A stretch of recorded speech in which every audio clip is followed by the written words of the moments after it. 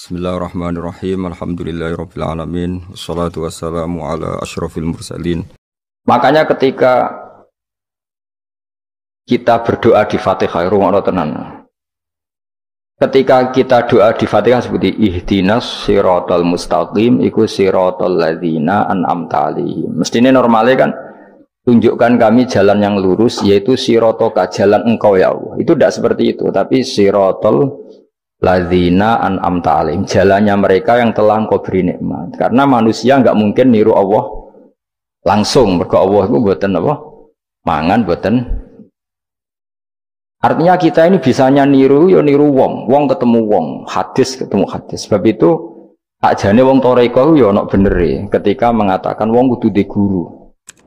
Cuma tak arani ana benere kok enggak fairnya kan kadang maknane guru itu hanya mursyid. Sebetulnya ngomongnya ndak usah seperti itu ya. Semua orang harus punya sanad. Sanad di toreko disebut mursyid, ning ilmu hadis disebut rawi, ning kepesantrenan disebut napa? Kiai atau guru. Tapi problem sebagian orang itu kan asobia, torikoh, yang penting itu duwe napa? Mursyid. Anak mahasiswa penting di dosen. Karena apa? Itu tadi rungokno tenan, awas kena salah. Orang itu ndak bisa niru Allah, sing iso ditiru padha-padha manusa melane ihdinas siratal mustaqim siratal ladzina an'amta. Anut dalane wong sing telah engkau beri nikmat. Ya, yang telah itu siapa? Ya sing wis mati. Iku sing mesti kena dinut sing wis mati. Tapi problem wong mati niku terserah sing nyejarahno. Padha wae iki misale anut Abdul Qadir Jilani utawa anut Imam Ghazali, rawine hok utawa penafsirnya goblok. Ya mau kados kula ngaji sore tak contohno, ana wong soleh alim jagungan mbek wong ayu utawa ketemu wong ayu takok-takokan ning perapatan. Terus mbok simpulno nak ngono jagungan mbek wong ayu iku. Lha kan goblok banget. Padahal iso wae wong iki faktor tangga sehingga ngregani utawa kebetulan cawe wedok mau takok bab haid. Gelem ora gelem kan kudu dijawab. Dan kesunatane jawab pancen ning perapatan, nek ning omah rapati sunat. Tak jamin secara fikih. Semakin di depan umum semakin baik karena ketemu perempuan yang tidak mahram baik di depan umum maupun baik dhewean. Baik di depan umum. Tapi kadang-kadang wong sing iso ngaji malah ngono kok ngarepe wong akeh tok dhewean ya malah bahaya tuh bocah kok. Wong ora tau ngaji repot. Makanya kiai-kiai itu nak nyemak mbak-mbak itu rata-rata malah di depan umum. Memang bagus di depan umum kalau ketemu orang yang tidak mahram. Mergo pikirane wong ora macam-macam. Pantangannya seperti dewe Nabi la yakhluwanna rajulun bimra'atin. Ndak boleh orang persepen. Ya dadi kan ati tangga ayu, nak ben jagongan ku depan umum. Ben ora macam-macam. Nak kono gelem lho. Mestine ora gelem jagongan wae elek. Tapi kadang orang berpikir, ojo ngarepe wong akeh mari ditiru. Lah asal di depan orang banyak itu harame rapati nemen koyok dewi. Tapi kan tetap nak disimpulno itu boleh repot. Baleni malih ya dados dalane Allah iku kudu niru wong, ora oleh langsung niru Allah mergo Allah iku mukhalafatul lawati niru wong. Mulane wazkur Ismaila wal Yasa. Kanjeng Nabi sing kekasih Allah kon niru Nabi Ismail, Nabi Yasa, Nabi Nabudal. Maksudnya niru wong. Kali Ismail di prestasi mengorbankan dirinya untuk abahnya. Iku ngewangi bangun apa? Ka'bah dan siap disembelih. Nabi Yasa di prestasi seperti ini, Nabi Dzulkifli punya prestasi seperti ini. Iku dawuh pangeran kena eling aku, iku eling hamba-hambaku sing saleh. Mergo eling Allah langsung tuh tidak bisa karena ada problem apa? Allah itu mukhalafatul lil hawadis. Saiki wong ku ora iso ngaji, muni langsung anut Kanjeng Nabi. Anut Kanjeng Nabi itu artinya apa? Pastikan riwayatnya benar dulu. Nabinya pasti benar, tapi riwayat yang sampai ke kita. Pertanyaannya bukan kita anti anut Nabi, memastikan riwayat itu benar atau tidak. Setelah riwayat itu benar, maknanya benar enggak? Bisa saja maknanya salah. Kayak kelompok-kelompok yang mudah mengkafirkan orang itu maknanya hadis salah. Memang Nabi ngendikan laisa minna ya tidak termasuk golonganku wong sing tau bodoni. Tapi maksudnya Nabi dalam konteks itu tidak termasuk golonganku. Bukan berarti dia sama sekali tidak termasuk umatnya Kanjeng Nabi. Karena dalam banyak hadis Nabi ngendikan syafaati li ahlil kabair min ummati. Umatku sing tahu dosa lah berhak mendapat syafaat. Andai kan orang yang pernah bodoni langsung enggak umatnya Nabi, berarti menjadi kafir. Antu dari hadis laisa minna. Ora termasuk golonganku wong sing nate bodoni man ghasyana. Banyak kalau nuruti itu banyak, tidak termasuk golonganku sing bodoni, termasuk golonganku yang itu kan banyak yang dicap Nabi enggak. Riwayatnya benar tapi pemaknanya salah. Makanya ada pepatah masyhur itu kalau dalam tradisi ulama itu, laula murabbi lama arafna rabbi walau lal ulama lama arafnal am. Iya, laula murabbi umpama ora ana sing didik aku, lama arafna rabbi. Kita ndak akan ngerti Tuhan ingsun. Ya, jadi misalnya kue urip ning alas, gak ana guru, gak ana apa, rom yo wit iki pahit, wit iki manis. Nah, banyu iku nyegerno kan ngono-ngono tok. Kowe roh pangeran kok ndi saja. Usah belajar filsafat sendiri. Paling rom kidang mbok bedak, roh celeng mbok bedak. Jenenge ra ono siapa-siapa. Mulane laula murabbi lama arafna rabbi. Jadi kita tahu Allah barokah para murabbi, wong sing didik. Jika hubungan kita dengan Allah itu ya nurut sing didik. Ya jenenge laula murabbi lama arafna rabbi. Terus nomor loro walau lal ulama lama arafnal anbiya. Andai kan tidak ada ulama, kita juga gak ngerti Nabi. Kowe kok sithik-sithik sunah Rasul hadis sing nerangno sapa? Kalau kowe ngerti Nabi ku nak sujud. Iku ngene, kowe jare sapa? Iku sangka sallu kama raaitumuni usolli. Sahabat nyekseni sujude Nabi, tabiin nyekseni sujude sahabat, tabiin nyekseni sujude para tabiin, terus sampai kula ngerti sujude Mbah Mun niru Mbah Zubair, niru Mbah Karim Nirboyo, terus niru sampai Mbah Hasyim niru Mbah Mahfud niru sing aran Anatut Talibin Nabi Bakar Sato, beliau niru Utsman Ad-Dimyati, terus niru Sayyid Zaini Dahlan ya, terus saya Utsman Ad-Dimyati, terus sampai Kanjeng Nabi Muhammad sallallahu alaihi wasallam. Mulane walau lal isnad laqala man sa'a ma seandainya tanpa sanad maka orang akan ngomong sekena. Karena itu agama. Sehingga Allah orang ngendikan ihdinas siratal mustaqim siratoka, tapi ngendikane siratal ladzina. Kita harus ngikuti orang. Orang itu siapa yang bisa diikuti? An'amta alaihim, yang telah engkau beri nikmat. Saiki wong udah ora ngerti ngaji ngene iku, supaya anut Nabi. Karena kalau anut Nabi secara 100%, misalnya ke iso niru nyun sewu, misalnya iso niru hal tertentu. Terus kowe nak serampangan, saiki sampe nak bedheki. Kowe saiki misalnya wis iso niru Nabi salat qobliyah. Wis qobliyah niru Nabi, cingkrange wis anut Nabi. Wis misalnya, terus dia wis niru Nabi. Nanti kalau agama itu tidak ada riwayat. Nabi urip di Mekah Madinah, kenapa kamu tidak urip di Mekah Madinah? Misalnya pertanyaannya seperti itu. Maka yang ini terus panjang. Nah, memperdebatkan seperti ini itu tidak ada dulu ulama. Mulai dulu nggak ada memperdebatkan seperti ini. Karena ulama lah yang tahu cara pandang usul fikih ini. Nabi ketika nempat di Madinah itu jenenge waqi'atu ainin, satu fakta. Sementara Nabi nak nasrul Islam itu misi. Ulang lagi ya, Nabi nempat di Madinah namanya waqi'atu ainin, satu fakta. Tapi Nabi nasrul Islam, menyebarkan Islam itu satu misi, satu himmah, satu cita-cita. Sehingga kalau ulama ditanya, kamu hidup di Madinah tapi nggak bisa menyebarkan Islam, dengan hidup di Uni Soviet dan menyebarkan Islam, milih mana? Sehingga Sayyidina Ali karramallahu wajhah itu milih pindah ke Najaf, ke Irak.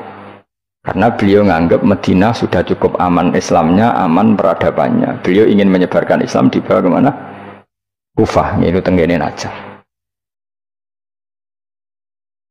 Nah, tapi nggak bisa kamu katakan, Sayyidina Ali gak niru Nabi. Nabi urip di Madinah kok dia pindah.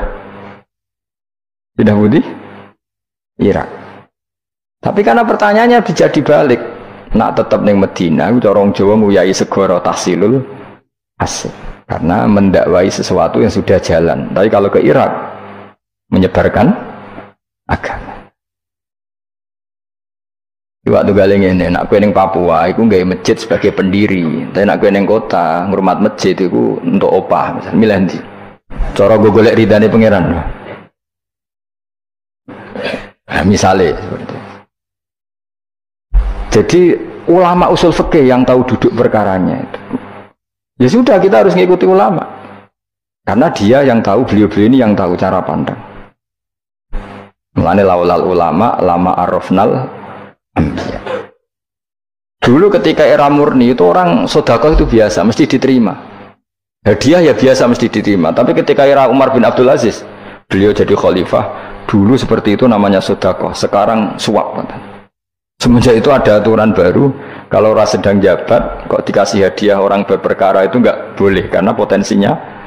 Dulu enggak kebayang ada suap itu, karena orang kalau ngasih ya ikhlas, bahkan diterima itu sudah senengnya bukan. Nah ini enggak, salam templek sidik ngatur kiai. Mulai dolim. Terus jalukane ora aneh-aneh, ora sekedar ngundang pengajian, jaluk swarga. Amit-amit tenan. Justru iku mari ra swarga, wong salam templek ngono kok jalukane apa? Swarga.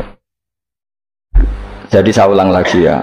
Eling-eling makalah ulama, laula murabbi lama arafna rabbi walau ulama lama arafnal anbiya. Karena kita butuh sanad. Kalau kamu tanpa sanad, maka bayangkan Islam itu sesuai yang kamu bayangkan tadi. Jadi misalnya kita bayangkan Nabi itu figur yang begini-begini. Padahal kadang Nabi itu figur yang secara ilmu soleh itu malah kadang nggak iso nalar. Sing iso nalar itu ilmu yang riwayat. Misalnya gini, Nabi itu punya sisi unik. Kalau dahar itu di depan umum, kadang sampai di luar di depan umum. Terus kalau memperlihatkan sebagai manusia itu ya diperlihatkan. Kenapa? Karena Nabi jadi Nabi itu setelah Nabi Isa. Nabi Isa karena begitu sempurna malah kecelakaan dianggap pangeran. Sehingga Nabi itu kalau dahar di depan umum. Terus Nabi istrinya banyak. Karena untuk mempertegas bahwa Nabi itu tidak Tuhan. Karena ciri utama Tuhan itu tidak beristri, tidak beranak, tidak makan, tidak minum. Jadi kamu ini cara bahasa modern itu Nabi justru bikin kontra dengan Tuhan supaya kelihatan tidak sebagai Tuhan. Nak loro yo bangga, nak dahar yo bangga, nak ngombe yo bangga. Justru itu bagus. Itu di ranah ilmu.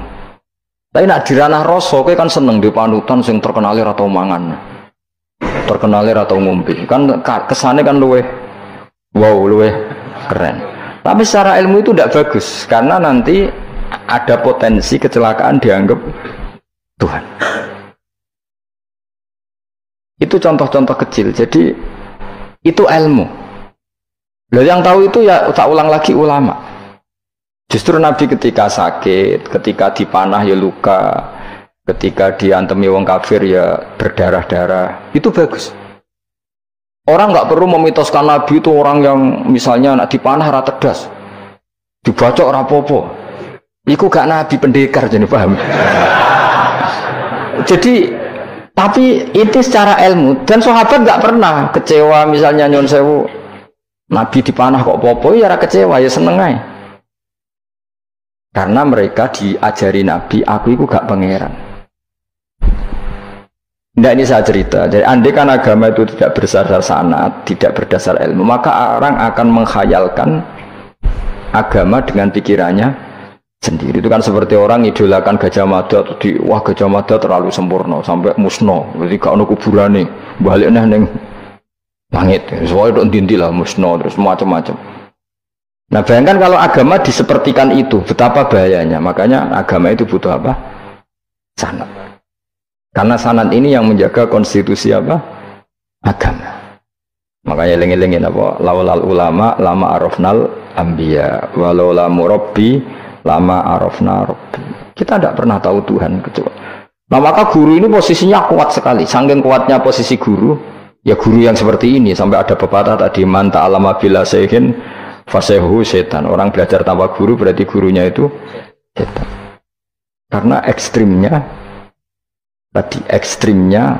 guru, ekstrim, orang tanpa guru itu. Nah kemudian terus mulai ada dominasi. Orang toreko hanya nganggap itu mursyid, mahasiswa hanya nganggap itu dosen misalnya. Terus di tradisi ilmu itu guru. Sebetulnya itu tidak itu semua, yaitu bagian dari itu, tapi tidak itu semua. Yang penting itu ada sanad. Jika cara pandang itu tadi, Nabi di Medina itu waqi'atu ainin, satu fakta sosial. Meskipun dengan segala fadhailul Madinah, Tetap itu satu fakta sosial. Bukannya Rasulullah terbanyak hidup di Kufah. Mulai Sayyid alim-alim di Kufah. Setelah itu pindah ke Yaman. Apakah pindah ke Yaman itu berarti meninggalkan tempat gaya Rasulullah? Tidak seperti itu. Tapi ciri utama Nabi itu dakwah dan nasrul ilm. Dan yang butuh zaman itu Yaman ya ke Yaman. Yang butuh itu ke Indonesia ya ke Indonesia. Nah, andai kan sunnah Rasul dimaknai secara sepihak, kudu urip ning Madinah. Berarti orang Islam sekali gak ning Madinah gak dianggap sunnah Rasul. Wah, kan terus panjang jadinya. Makanya terus ada ilmu, yaitu namanya usul fikih. Usul fikih itu yang ngatur itu semua, yang bisa menganalisis. Caranya gampang saja. Zaman Nabi Sugeng itu sudah nyuruh Sayyidina Ali ke Yaman, disuruh dakwah ke Yaman. Beberapa sahabat disuruh ke daerah-daerah terpencil. Artinya apa? Andai kan yang ditempati Nabi Madinah itu jadi sentral, harus orang di Madinah, Nabi tidak akan menyuruh orang keluar dari. Tapi nyatanya mereka disuruh keluar demi kepentingan dakwah. Berarti keluar dari Madinah itu bukan meninggalkan sunnah Rasul. Akhirnya terus jadi ilmu. Makanya terus dibedakan mana waqi'atu ainin, mana yang misi. Tentu didahulukan apa? Misi atau himmah. Jadi itu harus ada ilmunya, memang seperti itu. Misalnya termasuk yang paling terkenal saya contohkan berkali-kali, Nabi itu kalau sedekah ya pakai tamar, kalau uang ya pakai dinar. Tapi ilmu kita tahu maknanya itu adalah alat tukar. Hingga di Indonesia kita sedekah pakai rupiah. Kalau Nabi pakai tamar, kita ganti beras karena maknanya kut, makanan pokok. Oh kok pepeh niru Nabi. Lagi niru Nabi saiki berarti sedekah rupiah gak niru Nabi. Nabi gak pernah sedekah pakai rupiah, tapi pakai apa? Dinar. Nah itu terus ada ilmunya. Yaitu disebut ada ilmu waqi'atu ainin. Kebetulan Nabi orang Mekah, maka sedekahnya pakai dinar. Di era itu orang Mekah seringnya dahar kurma. Terus itu semua dimaknani kut sama alat tukar apa? Kut sama alat tukar. Sekarang alat tukar rupiah ya berarti sedekahnya rupiah. Kalau zakatnya dulu makanan pokok di Mekah, ya kita zakat pakai makanan pokok di Indonesia, maknanya beras. Itu ya ulama lagi yang tahu, itu ulama. Lengi-lengi ihdinas siratal mustaqim, siratal ladzina, jalannya mereka yang telah engkau beri nikmat. Karena kalau langsung ana tawa atau apa? Menurut Kanjeng Nabi misalnya, terus sanatnya gimana coba? Misalnya sholat madhep Ka'bah. Itu ya sudah kita anut Nabi, sholat itu madhep Ka'bah. Tapi zaman Nabi teng Medina itu luas masjid Medina itu sudah lebih dari luasnya Ka'bah. Geleng-geleng. Dina ana wong fanatik Ka'bah itu, fanatik presisi Ka'bah itu rapati ngaji. Zaman Nabi Sugeng itu luas masjid itu sudah lebih luas ketimbang Ka'bah. Ka'bah itu hanya 18 kali 16 meter. Saya rungokno 16 sampai 18 meter diameternya itu. Berarti kalau ingin kenceng Ka'bah, semua masjid harus luas maksimal itu 18 meter. Karena kalau masjid itu 50 meter, berarti ujung yang sana sampai sana itu sudah tidak center Ka'bah. Kalau ingin center harus bentuk U. Iya kan? Kalau Ka'bah itu 18 meter, kalau ingin kenceng Ka'bah berarti masjid semua harus berapa luasnya? 18 meter. Nanti kalau 50 meter yang ujung sana sama ujung sana, bodoh Utopia, bodoh. Tapi zaman Nabi Sugeng itu masjid di Medina itu sudah lebih luas ketimbang diameter. Itu menunjukkan bahwa madhep Ka'bah itu tidak harus persis Ka'bah untuk jarak yang jauh, cukup jihah itu namanya arah. Ya terus seperti itu. Lagi-lagi lalu lama arafnal ambiya. Kemudian nasah mansuh. Kalau sampean belajar textbook, Nabi Ibrahim bujune akeh, Nabi Dawud bujune akeh, Nabi Sulaiman apa meneh. Kowe langsung anut. Ya tidak bisa. Ulama yang tahu ini syariat yang sudah mansukhoh, sudah dihapus ketentuannya. Ya begitu terus-terusnya. Ngilangin najis ya begitu, terus ngelola anak ya begitu, semuanya. Terus ulama ngarang fikih detail itu, disebut kitab fikih itu, ada Fathul Qorib, ada Fathul Mu'in. Jadi kamu tidak bisa berdiri sendiri memahami agama. Makanya laulal isnad laqala man sa'a ma seandainya tidak ada sanad, maka orang akan semau gue, karena dia punya pikiran, kebetulan dia kiai, dianggap itu pikirannya Islam. Dia punya pikiran, kemudian dia mubalek pas acara Islam, dikira itu pikiran, padahal pikirannya juga ada orang ngomong, "Kiai sekarang harus kaya, kalau nggak kaya nggak dihormati." Mana ada target Islam ingin dihormati? Itu satu kesalahan. Bilang harus kaya. Mana ada di antara hukum fikih itu kaya itu harus. Mengharuskan sesuatu yang tidak wajib itu dosa besar. Ijabu malam wajib. Itu sudah salahnya kebanyakan. Terus target supaya dihormati. Mana ada target Islam orang yang ingin diridani Allah, ingin dihormati uang. Lucu meneh kan itu mesti pikirannya sendiri. Tidak mungkin itu pikiran Islam. Ya tidak hilang ya. Laulal isnad laqala man sa'a masa. Andai kan tidak ada sanad, maka orang mau ngomong apa saja ngomong. Terus dibutuhkan sanad. Termasuk yang ekstrim itu juga butuh sanad. Misalnya ini contoh paling gampang ya. Ada dua orang saling bunuh, sama-sama mukmin, sama-sama bawa pedang, tarung, terus yang satu terbunuh. Zaman Nabi Sugeng itu ngendikan al-qatil wal maqtul finnar, yang bunuh dan yang dibunuh di neraka. Buktinya zaman sahabat itu iskal itu janggal. Hadza al-qatil ya Rasulullah, fama balul maqtul. Oke, kalau yang terbunuh, yang membunuh masuk neraka saya sepakat ya Rasul. Tapi kalau yang dibunuh dosanya apa? Jawab Nabi, innahu kana harison ala qatli sahibi. Yang terbunuh sebetulnya mentalnya pembunuh, cuma nasibnya. Maka yang diukur Islam itu himmah, bukan nasib. Dia terbunuh itu fakta, tapi mentalnya pembunuh, sehingga dia harus masuk neraka karena mentalnya pembunuh. Nasibnya terbunuh, tapi mentalnya pembunuh, sehingga al-qatil wal maqtul benar. Nah itu seperti itu, kalau nggak kita pakai riwayat nggak bisa, kita masih pakai logika yang qatil di neraka, yang maktul di surga. Maka jangan-jangan kita di Indonesia bisa saja kita ini Islamnya luar biasa, karena justru di Indonesia itu kita dakwah. Makanya di guyonan kiai terkenal itu, ini kisah nyata tapi jadi guyonan, tapi nyata. Ada orang dari beberapa negara, ya nggak apa-apa, Imam Akbarnya saja nggak dapat apa-apa. Wah, mereka cerita, wah kalau di kita digaji gini. Karena negara sudah peduli sama imam masjid, sama imam musola gini. Nah, setelah dia bangga sama Kiai Indonesia digojlok. Makanya kamu sholat terus ya, takut potong gaji. Itu kagetnya bukan main, yang ulama-ulama internasional. Karena kalau satu bulan itu gajinya pas itu cerita 70 juta, yang kelas Timur Tengah itu. Bisa kamu bayangkan berarti per sholat berapa ya? Kan satu sholat itu 5 ya, 5 kali 30 berapa? 150. Berarti per sholat nilainya sekitar 1 juta ya, 500.000 ya. Berarti kalau nggak sholat 2 kali potong 1 juta.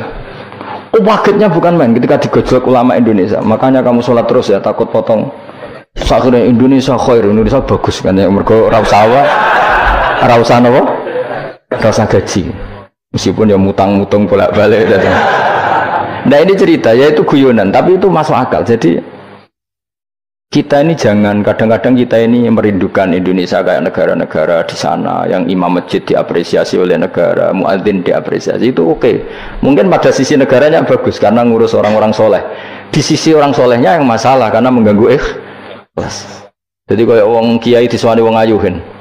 Wong ayu ini delok kiai jari ibadah, kiai ini sing masalah, aman delok terus. Jadi ya jari delok wong alim kan ibadah, sing masalah sing wah repot tuh. Ya kayak tadi, negara berbuat baik sama kiai, misalnya kiai digaji gini, negaranya baik karena ngurmat kiai, tapi kiai tergantung gaji ini yang mulai masalah. Itu yang tahu ulama, lagi-lagi ulama. Makanya saya itu sama ulama itu hormatnya, Masya Allah. Saya itu dulu Mbah Mun itu tidak pati suka sama apa-apa di manajemen. Termasuk saya dulu pernah tanya, kenapa beliau kurang suka misalnya yatim piatu dititipkan di satu manajemen. Jawabnya Mbah Mun itu lucu. Aku kepengen wong anut hukumnya pangeran, misalnya yatim ya kewajibannya yang keluarga. Ngono wak ngelatih wong lali kewajibannya. Ya wak ngelatih orang lali kewajiban. Jadi misalnya saya punya kakak meninggal, anaknya misalnya yatim, atau punya adik meninggal, anaknya yatim. Agama ini kan punya aturan, kewajiban pertama pada ibunya, pada pamannya, pada keluarga dekatnya. Tapi lalu era modern itu, tentu yang bikin yayasan yatim piatu itu bagus, karena niatnya menampung yatim piatu. Oke, itu bagus, niat yang bagus. Problemnya di keluarga yatim tadi. Dari terbiasa merasa itu punya kewajiban ngurmat ponaan, gara-gara ada yayasan dititipkan. Berarti corong Jawa kulino tinggal gelanggang. Tapi tetap hukumnya Allah yang wajib siapa? Pak D, Pak L-nya. Tapi ketika ada yayasan dititipkan. Makanya kadang ada kebaikan itu bagus di yang bikin karena niatnya baik, tapi tidak bagus untuk yang kita. Karena terus nanti orang itu terbiasa meninggalkan apa? Kewajiban. Nah, itu bahaya kalau ini begini terus, itu bahaya. Bahayanya tadi. Coba kalau dia di rumah keluarga, taruh saja gini. Punya Pak D 3, yang peduli 1 saja. Itu sudah kayak anaknya sendiri, plus ada rasa, namanya sama ponaan tuh ada rasa. Belum ada misanan, minduan, tetangga. Kira-kira dapat limpahan kasih sayangnya banyak mana daripada di yayasan? Banyak di keluar.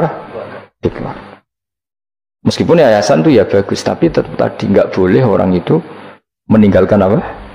Kewajiban. Itu cara berpikir ulama. Orang harus dilatih tanggung jawab terhadap kewajibannya sendiri. Makanya tadi ya, jadi pepatahnya itu. Tapi tetap yayasan itu baik. Tapi problemnya tadi, terus wong kulino tinggal gelanggang joro Jawa. Profesi yo gitu. Misalnya ben pinter di pondokno. Sebetulnya al-madrasatul ula itu ibu. Anak mbok pondokno sekira tanggung jawab. Sebetulnya pelajaran pertama dari anak adalah perilaku orang tua. Enak terus pondokno pasrahno kiai. Mun yai kula pasrah bongko anak kula dadekno wong saleh. Piye karepe sing di anak itu sapa? Percontohan anak itu pertama orang tua. Tapi saiki nah kiai ini apa ya? Gawe lembaga pendidikan ben orang bisa belajar. Wong tuane sing kuwaco. Terus ora tanggung. Makanya lucu kan akhirnya kiai itu sakake didik santri seneng akhirat mulai diwari kedunyan meneh mbek wong tuane. Dadi anggere mulai kambuh. Mondok apik neh kok mulai. Karena tadi ya saya ulang lagi ya, jadi Allah itu layak kulu walaya namu walaya srob. Allah itu nggak tidur, nggak makan, nggak minum, sehingga nggak bisa ditiru. Yang bisa ditiru itu sesama manusia.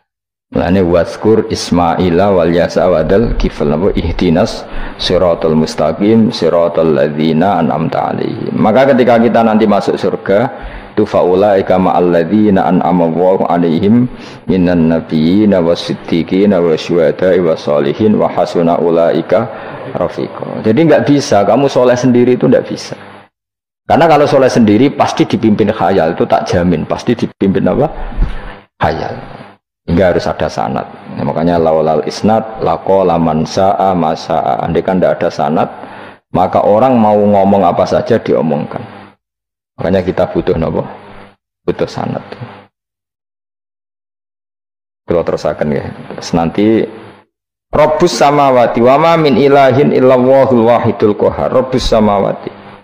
Pangeran iku sing mengerani pira-pira langit wal ardi lan bumi, wa malan perkara bainahuma antarane samawat lan ardh. Al azizu turdat sing menangan, al ghalibu sing kang menangan ala amri. Ing atase urusane Allah. Al-Ghafaru kang akeh nyepurane li auliyaihi maring pira-pira kekasih Allah. Kul ngucap sira Muhammad lahum maring para kafir Mekah zaman iku huwa nabaun azim. Huwa utawi iki iku nabaun azim. Huwa utawi iki lah Quran misalnya. Huwa utawi iki lah Quran iku nabaun cerita azimun kang gedhe. Antum kang utawi sira kabeh andu saking Quran iku muriduna iku mengo kabeh. Ail Quran itu kesehute Quran aladi kang ambak tukang cerita ingsun kum ing sira kabeh fi iklan ladi. Wajib tulan teko ingsun kum ing sira kabeh. Fihi napa fihi? Wajib tukum fihi. Wajib tulan tekan ingsun kum sira kabeh fi dalam Quran bima kelan perkara layak lamu. Layuk lamu kang ora den kinawri apa ma ila bi wahyin. Wa wa qauluhu ma kana liyamin ilmin bil malil ala iku nabaun azim. Cerita yang besar. Maka orang iku liya kedingsun min ilmin saking pengetahuan bil malil ala kelawan percakapane malaikat papan atas dari malaikat itu yakhtasimu nalikane berdebat sapa ngake fisani Adam ing dalam masalah Nabi Adam hina qala wa ta'ala inni ja'ilun fil ardi khalifah in huwa ora ana ta kabeh iku in iyuha ilayya maka nal yamin ilmin bil malaila ala it yakhtasimun iyuha ma yuha tegese ora den wahyu ana ilayya maring ingsun apa illa annama kecuali sak temne ingsun ani sak temne ingsun nadzirun iku wong sing ngekeki peringatan mubinun kang jelas oleh ngekeki peringatan bayinul ingdar tegese banget oleh ngekeki peringatan waskuran iling sira iskolan alikane dawa sapa rabbuka pangeran sira lil malaikati maring malaikat inni khaliqum basarum mintin inni sak temne ingsun khaliqun dat sing gawe ingsun gawe basaron ing manusa mintine sange lemah wa utawi basar iku adamu adam Faida sawaituhu mongko nalikane wis nyempurnano ingsun hu ing Adam atmam tu tegese nyempurnano ingsun hu ing Adam wa nafakhtu lan yub ingsun ajra itu tegese melakono ingsun fi ing dalam Adam min ruhi sanging roh gawean ingsun wa namanani sanut kula man min ruhi sanging roh gawean ingsun ora bermakna min ruhi sanging roh ingsun berarti Adam ditiup ruhi Allah terus di Adam ada ruhi Allah mungkin jadi setengah Nasrani mungkin jadi roh kudus ini jadi mulanya repot jadi namanya ini sanut aku soalnya min ruhi sanging roh yang digawe ingsun ya rada bulet mana fasara mengko dadi sapa Adam khayan dadi urip nah wa idhofatur roh ta ing idhofano lafat roh ilaihi maring min ruhi ku tasrifun mung ngekeki penghormatan di Adam maring Adam lagi-lagi ini malaikat itu di apa malaikat itu kan yo duwe pikiran terus iblis yo duwe pikiran sing padha-padha pikiran iku ya rada bener iblis pikirane lho ya tapi nurute bener malaikat jadi umpama agama kanut pikiran ya bener iblis berarti cara berpikir iblis iku Adam ku sangka lemah aku sangka api berarti keren aku nah cara pikirane malaikat wis ora mikir bombol ndi dikongkon yo mana? Jadi agama ini sanat, agama ini seorang lagi napa? Sanat. Tak jane cara tauhid ya keberatan, aku ana istilah Baitullah ya keberatan. Wong Baitullah maknane omahe Allah itu takok. Allah manggon wirdi ning Ka'bah. Jadi kita harus ngikuti ulama. Dikatakan Baitullah itu nama penghormatan. Sesuatu itu mulia, maka disebut Baitullah. Bukan berarti Allah nempat di situ. Mergo Allah ndak butuh napa? Tempat. Jadi itu kan jelimet mang. Lagi-lagi yang tahu itu ulama. Masjid ya dikatakan Baitullah. Nah misalnya iki masjidnya pangeran, malah mbok maknane lucu. Masjidnya pangeran. Jadi iki tempat sujudnya pangeran. Nah, kacau kayak. Tapi berhubung wong ra paham alhamdulillah demun iki masjidnya pangeran. Jajal maknane bahasa Arab. Iki masjidnya pangeran, maknane terjemah. Iki tempat kacau kayak. Baru kayak bodoh ora roh nek iku kacau. Jadi wajib. Ya mulane anut ulama. Jadi darani Baitullah apa dikatakan daleme Allah maknane apa idhofatut tasyrif. Napa idhofatut tasyrif maknane omah sing mulia sampai diistilahno daleme Allah.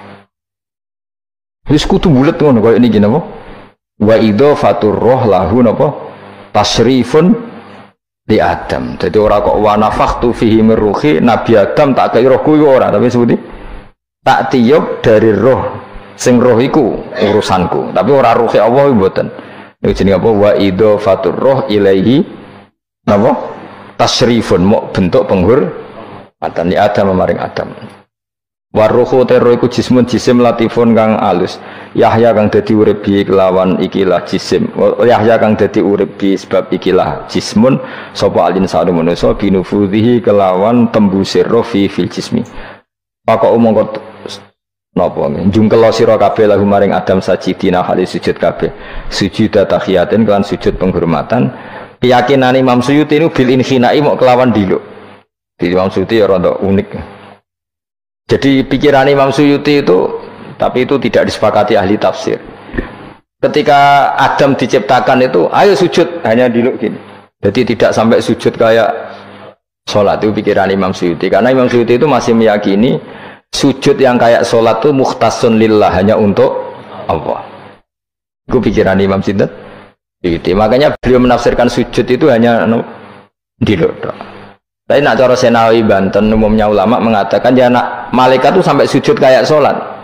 Tapi bukan niat sujud ke Adam, tapi karena itu perintah Allah. Jadi hakikatnya sujud kepada perintahnya Allah, bukan ke makhluk yang bernama Adam.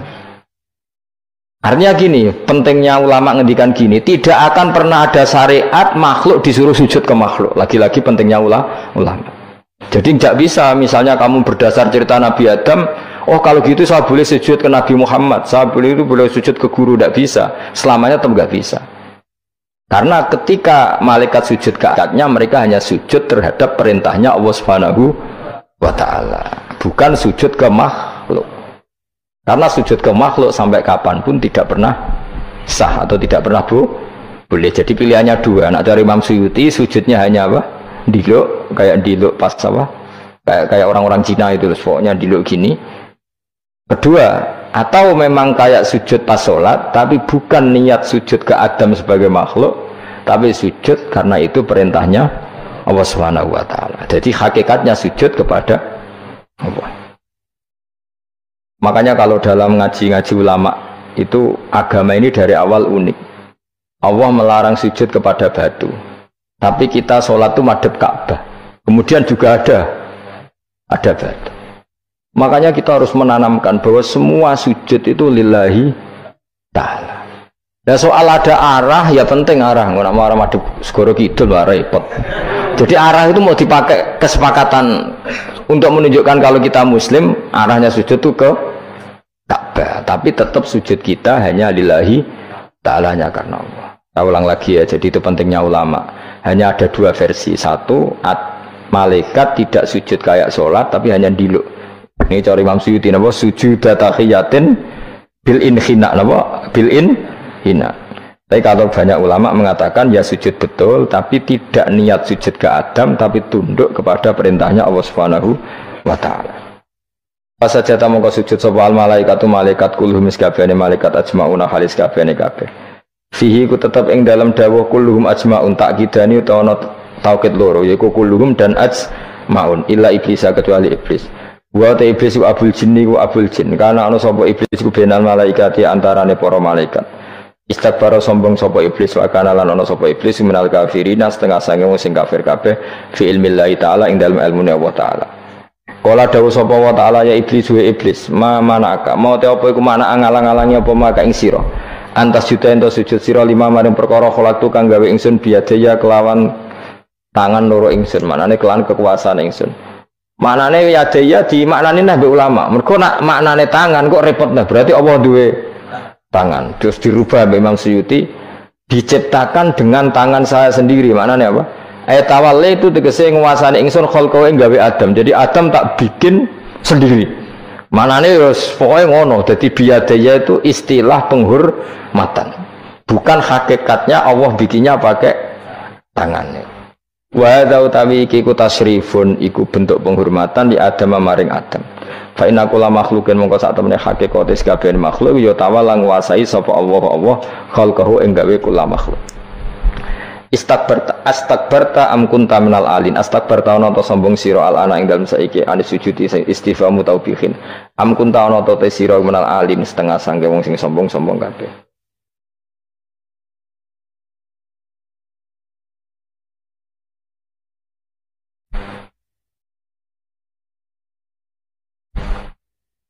Ono Imam Suyuti. Am kunta ana ta sira minal alin sanging sing sombong kabeh mutakabbirin tegese sing sombong kabeh. Kata kabar tamu kau sombong siro anis sujudi sang sujud. Terus likau nikah krono anane siro iku minhum setengah sangking wong sing kumaluhur. Kala ngucap sapa iblis ana khairu minhu. Ana uta ingsun khairun wa apik minhu tinimbang Adam. Kula niku karena lebih keren timbang Adam. Kholak tandamel panjenengan ingsun minarin saking materi api. Wa kholak talan damel panjenengan ing Adam mintinin saking materi napa lemah. Kala dawuh sapa inten kala dawuh sapa Allah fakhrus mongko metu sira minha sang swarga minal jannati swarga wakila minas samawati sing pira-pira langit. Jadi sebetulnya mulai dulu itu ya ada khilaf fakhrus minha itu dari surga atau wakilah minas samawat fa innaka Debat itu kurang penggawean. Surga zaman Adam itu sama enggak dengan surga yang nanti untuk kita di surga? Wah, ya sama. Kalau sama sekarang di mana ya?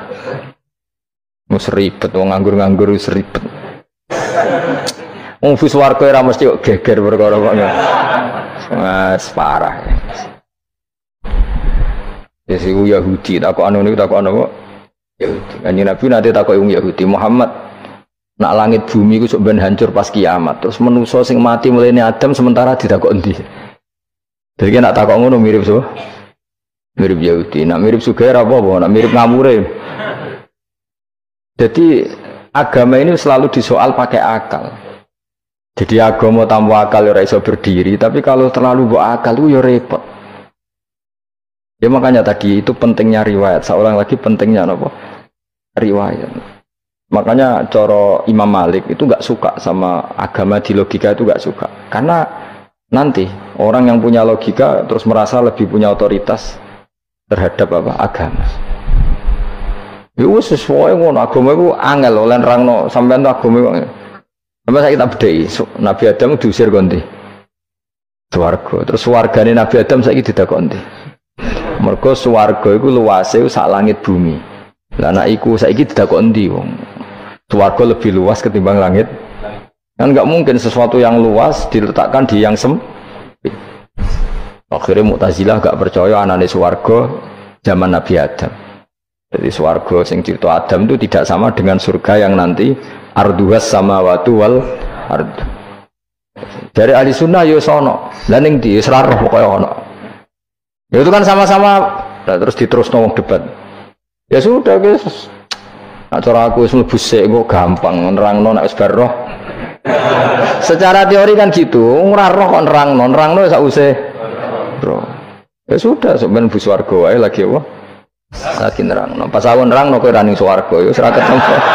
Wis ngono enak nang cangkem elek ngono wis rasaku ben nerangno kowe ra ning kono ya wis akhire gak. Apa cocokan sampeyan? Aku tak nerangno swarga lah kok. Sing kono ben nerangno neraka. Koroe neraka. Agama itu unik. Ya karena tadi apa ya?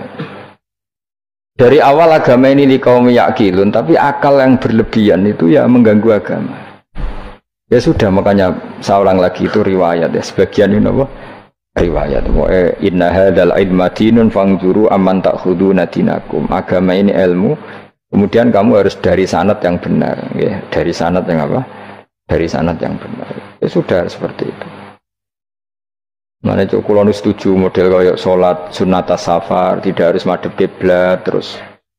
Jadi agama ini sudah unik. Misalnya gini, sholat fardu kan wajib kiblat, tapi ada sholat yang nggak usah madhep kiblat, yaitu sunat safar. Misalnya orang di pesawat gini-gini. Karena guling-gilingan, hakikatnya kiblat itu tidak fokus kita namun Allah Subhanahu wa Ta'ala.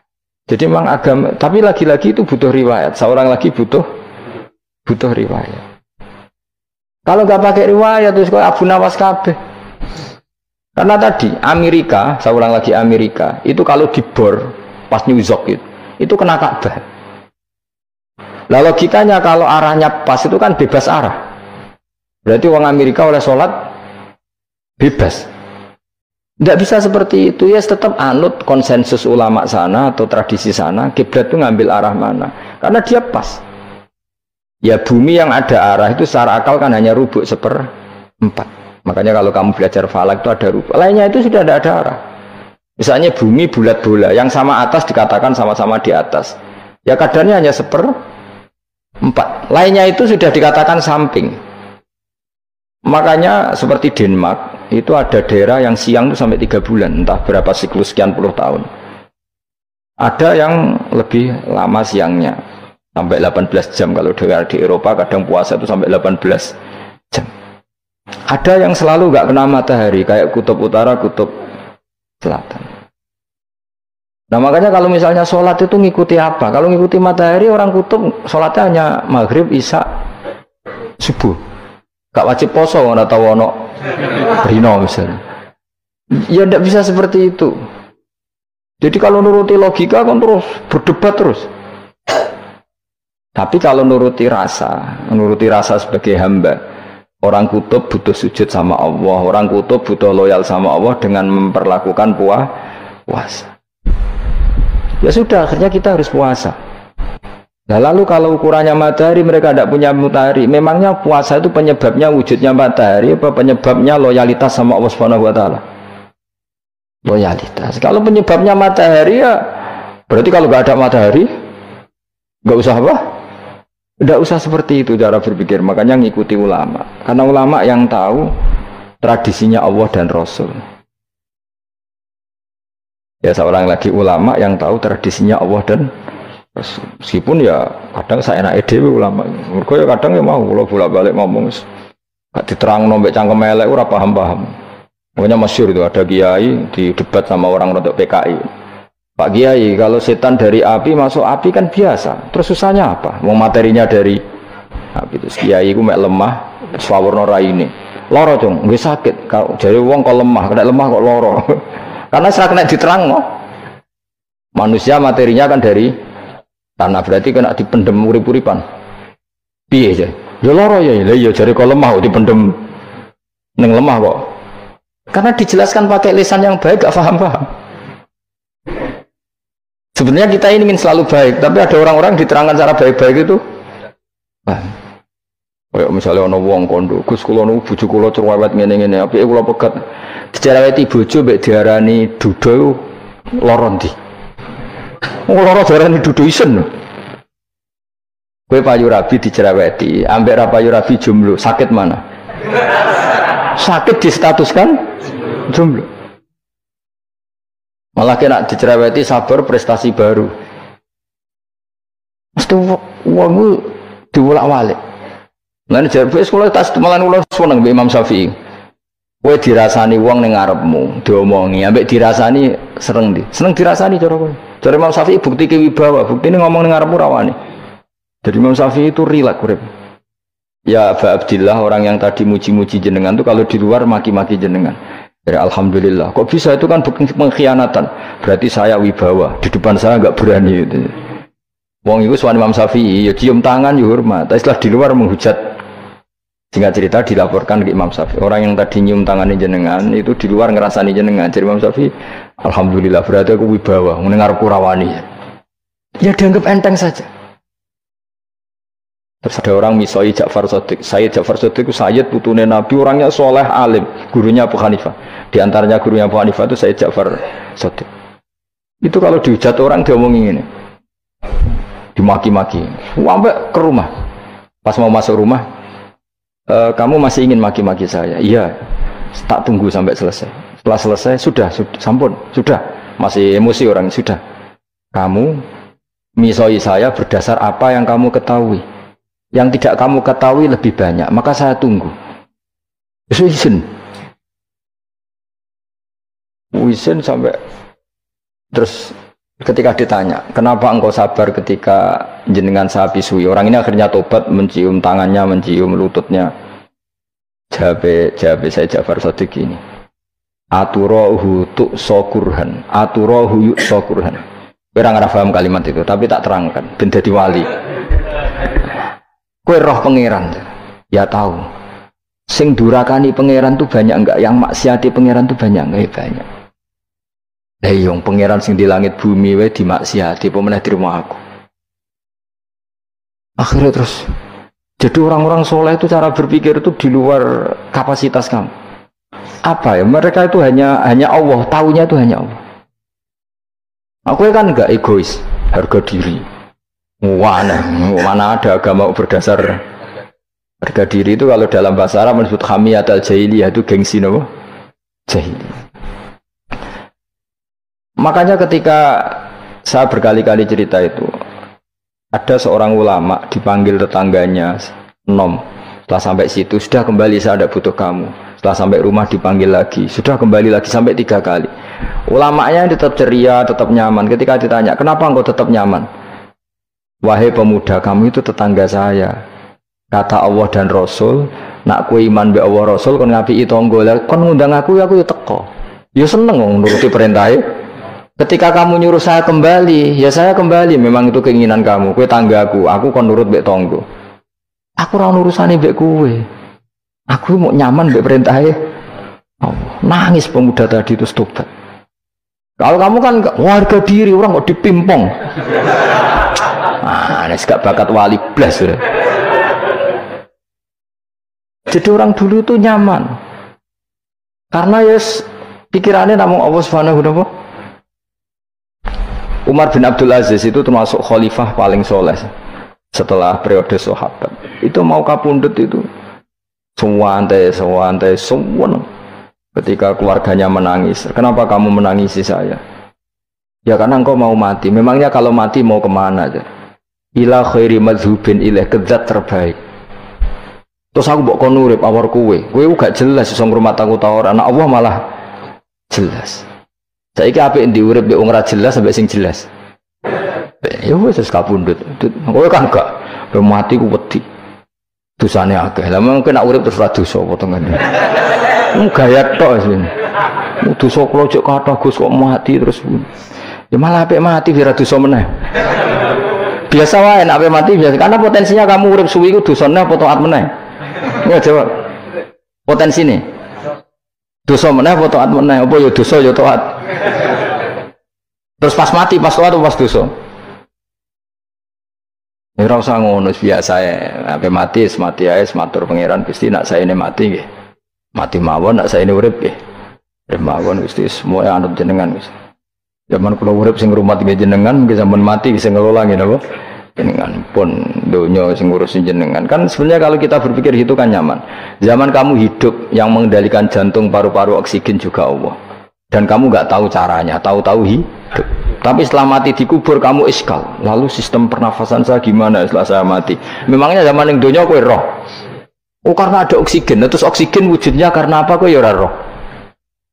Oksigen dari zat gini lah zat iku kok sapa ya ora roh. Mau gaya tok ngomong mau tetep akhirnya ora roh. Nanti kadang kalau gawak beung goblok seraro kabeh dari awal mau alam semua itu gak usah nerang. Nah, artinya gini, kalau zaman di dunia kamu tidak bisa mengelola diri kamu sendiri.